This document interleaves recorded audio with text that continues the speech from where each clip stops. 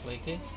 আমি পীযূষ নাথ, বাবা শ্রী পরেশচন্দ্র নাথ, লক্ষ্মীনগর গাউসভার 4 নং ওয়ার্ডের বাসিন্দা।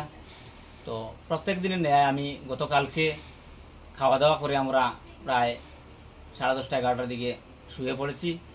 তারপরে রাত্রে 2:30 থেকে 2:45টার সময় বাইরে যাওয়ার জন্য উঠে দেখি আমার ঘরের এই দরজা, এই কবজা, সিটকারিগুলা ভাঙ্গা এবং আমার ঘরের যে সুকেস, গডরেজ, লকার সব ভেঙে আমার যাবতীয় আমার পরিবারের সোনা রূপা, আমার ছেলের যা কিছু আছে প্লাস নগদ পয়সা সব কিছু চুরের দল নিয়ে গেছে।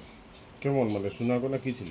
সোনা গয়না যেমন আমার বউয়ের হাতের সোনার চুড়ি, এরপরে মঙ্গলসূত্র, আমার সোনার আংটি, আমার ছেলের আংটি, এই সমস্ত মিলে রূপার চেইন, ছেলের 5টা রূপার চেইন, ব্রেসলেট, তারপরে আরও অন্যান্য সোনার রূপার জিনিস মিলে প্রায় আমি হিসাব করেছি 1.5 লক্ষ টাকার উপরে। নগদ কত ছিল?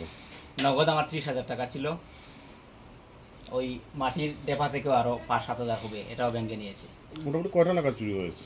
মোটামুটি আপনার 1টা থেকে 2:30টার ভিতরে ওরা, আমার অনুমান, আমি তো 2:30টা পরে ঘুম থেকে উঠেছি, তখন দেখেছি এই অবস্থা। পুলিশকে খবর দিয়েছিলেন? সাথে সাথে আমি পুলিশকে, ওসি বাবু সমরেশ দাস মহাশয়কে ফোন করি এবং উনি যথাক্রমে ওনার স্টাফ পাঠান, ওনারা এসে ইনভেস্টিগেশন করে গেছে। আপনার কি মনে করেন কতজনের এই দলটা ছিল, কি ধারণা?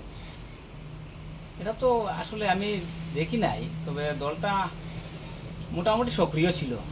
কারণ আমরা ঘরে আমার শালা, আমি, আমার বউ পরিবার মিলে প্রায় 4 জন আমরা ঘুমিয়ে, এরা মোটামুটি সক্রিয় ছিল।